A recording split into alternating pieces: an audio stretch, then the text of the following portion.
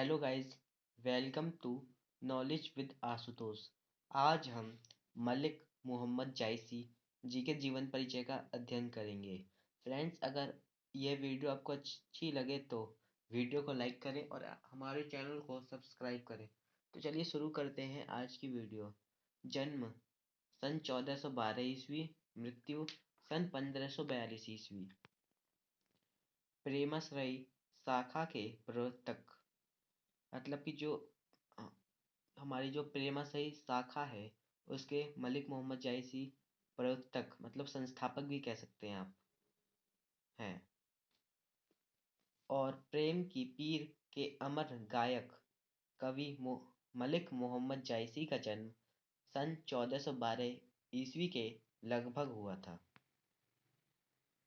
उन्होंने आखिरी कलाम ग्रंथ में अपने जन्म का संकेत देते हुए लिखा है, भा अवतार मोर नौसदी, भा अवतार मोर नौसदी।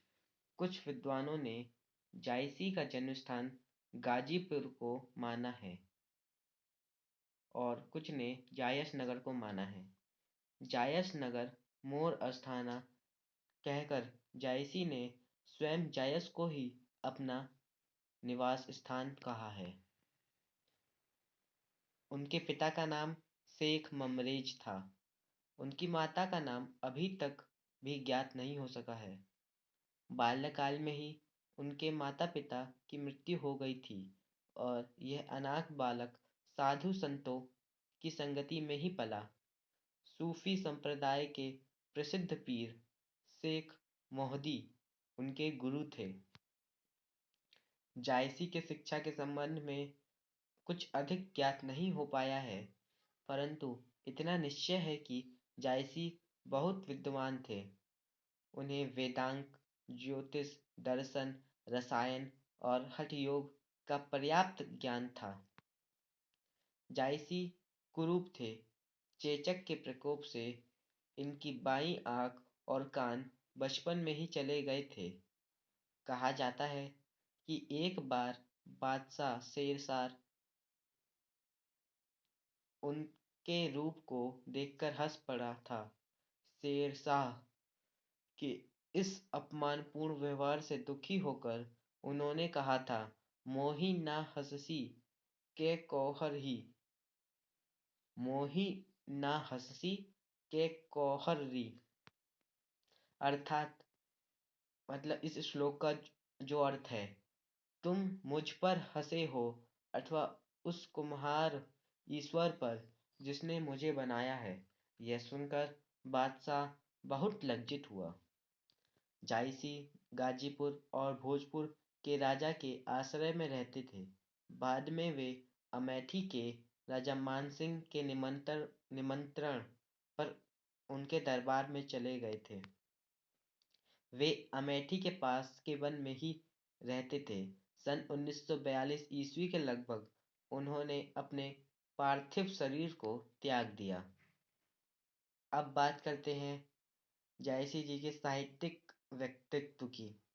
मलिक मोहम्मद जायसी को प्रेम मार्गी निर्गुण भक्ति शाखा के कवियों में प्रतिनिधि कवि माना जाता है।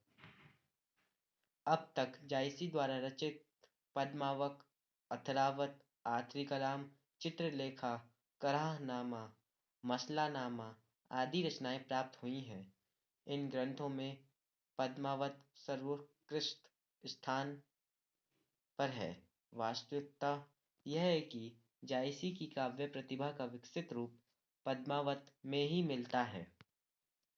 जायसी निर्गुण ब्रह्म के उपासक थे और उसकी प्राप्ति के लिए प्रेम की साधना में विश्वास रखते थे। उन्होंने अपने काव्य में इस प्रेम मार्ग के लिए विरहान अनुभूति पर सर्वाधिक बल दिया है। ईश्वर से वियोग की तीव्र प्रेमानुभूति ही भक्त को साधना पथ पर अग्रसर होने के लिए प्रेरित करती है। यह भक्ति भावना पद्मावत में प्रभावशाली रूप से व्यक्त हुई है। जायसी का विरह वर्णन और विरह भावना को अनुभूति अत्यंत मर्मस्पर्शी है। यदि यह कहा जाए कि सौंदर्य एवं विरह की अभिव्यक्ति में जायसी हिंदी काव्य जगत के सर्वाधिक प्रतिभाशाली कवि थे, तो अतिशयोक्ति नहीं होगी। जायसी एक रहस्यवादी कवि थे। इन्होंने पद्मावत में स्थूल पात्रों के माध्यम से सूक्ष्म दार्शनिक भावनाओं को अभिव्यक्ति दी है। इसमें ईश्वर एवं जीव के पारस्परिक प्रेम की अभिव्यंजना दाम्पत्य भाव से की गई है। अब बात करते हैं मलिक मोहम्मद जायसी की कृतियों के बारे में। जायसी की रचनाओं के विषय में विद्वानों में पर्याप्त मतभेद है। उपलब्ध तथ्यों के आधार पर जायसी द्वारा रचित अग्रलिखित ग्रंथ स्वीकार किए जा सकते हैं। पद्मावत, इसमें चित्तौड़ के राजा रत्नसेन और सिंघल द्वीप के राजा गंधर्वसेन की पुत्री पद्मावती की प्रेम कहानी का वर्णन है। यह एक प्रेमाख्यानक काव्य है जिसका पूर्वार्ध काल्पनिक और उत्तरार्ध ऐतिहासिक है। दूसरी रचना के बारे में बात करते हैं। अखरावट, इस ग्रंथ में ईश्वर, जीव, सृष्टि आदि पर जायसी के सैद्धांतिक विचार व्यक्त हुए हैं। अगली रचना आखिरी कलाम, इसमें कयामत प्रलय का वर्णन है। इसके अतिरिक्त जायसी ने कई अन्य रचनाएं भी स्वीकार की जाती हैं, किंतु वे अभी तक अनुपलब्ध हैं। अब बात करते हैं इनके हिंदी साहित्य में स्थान के बारे में। प्रेम के पीर के अनन्य साधक जायसी सूफी काव्य परंपरा के सर्वश्रेष्ठ कवि हैं। इनका पद्मावत हिंदी साहित्य का सबसे पहला दोष रहित एवं सरस महाकाव्य है। उन्होंने जिस प्रबंध शैली को प्रयुक्त किया, उसका प्रभाव आगामी कवियों पर भी पड़ा। तुलसी ने इनकी शैली में श्री रामचरितमानस की रचना की। मीरा और महादेवी पर भी उनकी प्रेम पद्धति का प्रभाव देखा जा सकता है।